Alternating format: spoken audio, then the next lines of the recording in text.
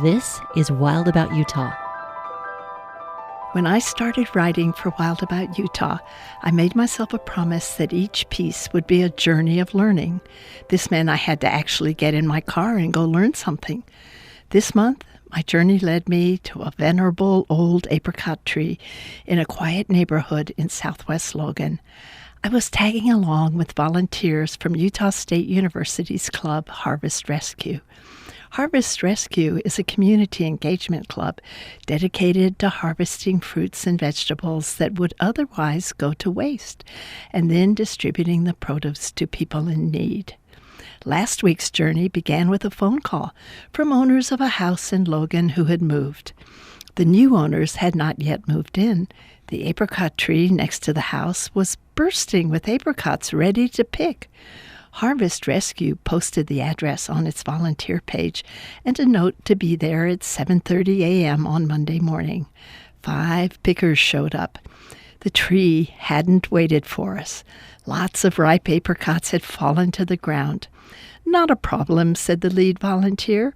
"We'll pick them up and take them to USU's compost bin." The owner of the house had told us this house was built in 1925. The tree looked like it could also be 100 years old, with some missing limbs and some broken, brittle branches.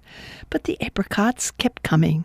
She had loved to look out her kitchen window at the bright orange fruit nestled up to the green leaves. "I took so many pictures," she told us. So now, just as we were finishing gathering the fallen apricots, the Harvest Master van showed up. This van is a real showstopper, bright green with bicycles and dancing vegetables painted on the sides. The van even had a name, Sparky, which was emblazoned on the front with the proud words, "I'm 100% electric." We unloaded the ladders and buckets and got to work. In less than an hour, we had that tree picked clean. We now had 113 pounds of apricots that we packaged into small paper lunch bags, about 20 to a bag. It was now time for the second leg of the journey. We drove to a quiet residential street in North Logan and pulled up in front of what looked like an ordinary house. But on a closer look, it revealed a sign saying, "Families Feeding Families." It was explained to me that food insecurity in Utah is often hidden. Even people working more than one job can hit a rough patch and need a temporary helping hand.